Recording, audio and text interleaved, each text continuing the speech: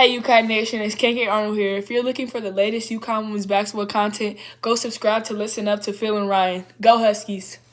It's Phil and Rye on Listen Up. Thank you, KK and Rye. Yeah, I mean, this is it. We have this one and the next one, and the last check-ins are over for the regular season. Ryan, before we get down on into it, against Creighton, we have to make this very special announcement and congratulate her on a fantastic career.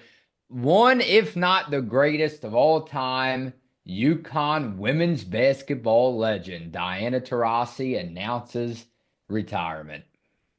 Yeah, I mean, obviously one of the greats, and congrats to her on a great 20 years in the WNBA. Yeah, I mean, like you said, one of the greats, not only in the WNBA, but obviously for UConn. She had a heck of a career all the way around, so congrats to her on everything she accomplished, and obviously one of the great legends of the game.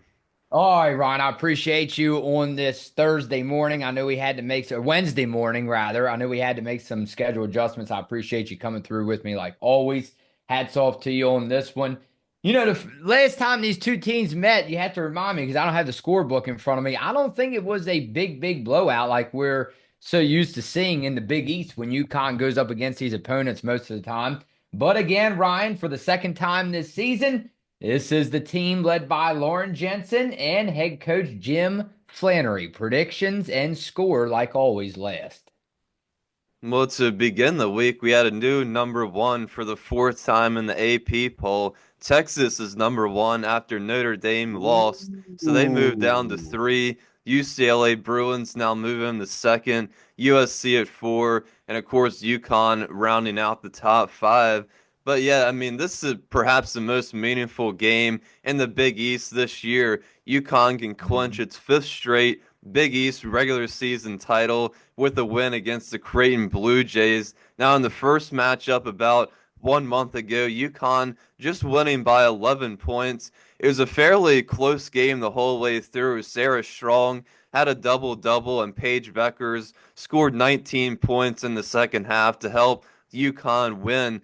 But Creighton hasn't lost since that game. They have a record of 23 and 4 and are now ranked 22nd in their own right in the AP poll. And if Creighton wins this game, they can tie UConn at the top of the standings with just one game left to play for both teams. So there's obviously a lot to play for in this game, Mhm. and I think it could be just as close as the first matchup.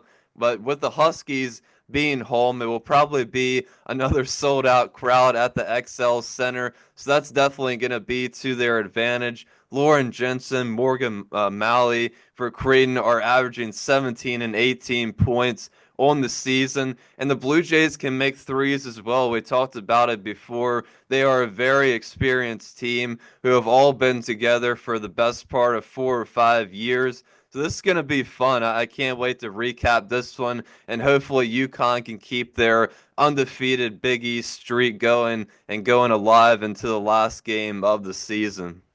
For sure. I feel like you and I will be celebrating another Big East crown. Hopefully, we're right. I won't talk anymore big talk, Ryan. Big East, big talk.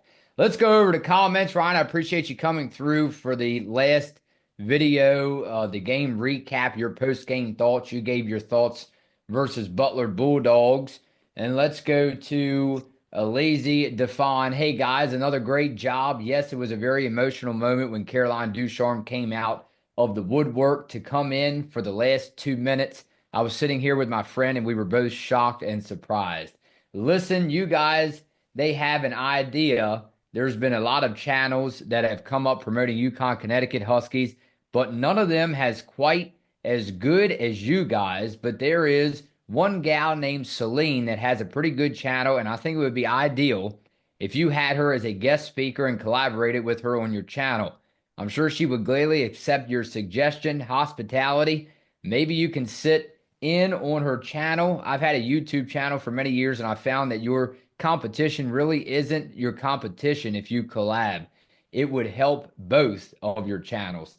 Very well said, Ryan. That sets my whole day, and that just makes my mood that much better. Just when you think stuff's going downhill or you just can't improve, There's always room to improve.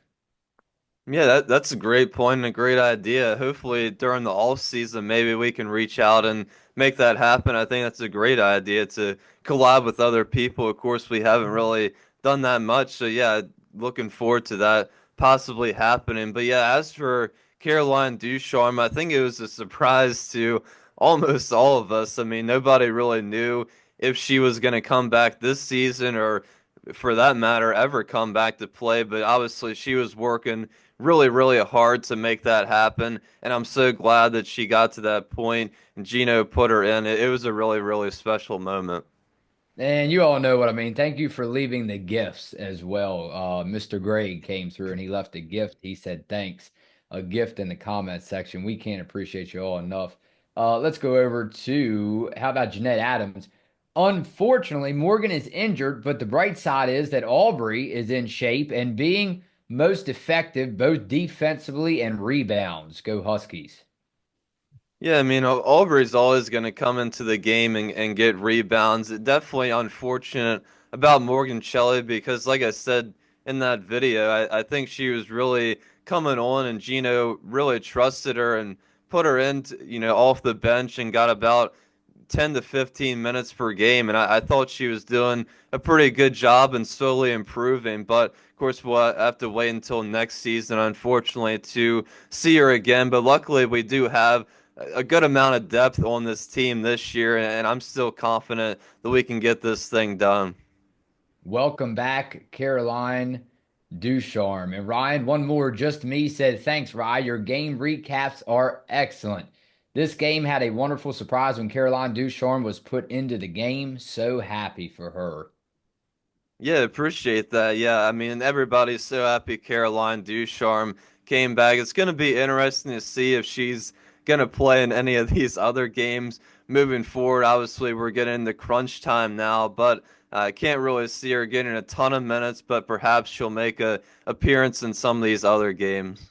Ryan, this is one of the most beautiful days of the new year so far. I believe it's a high 60 up here in Maryland, and we hope it's a beautiful day. It's always a beautiful day in UConn. We know that, Ryan. Rain, snow, sunshine.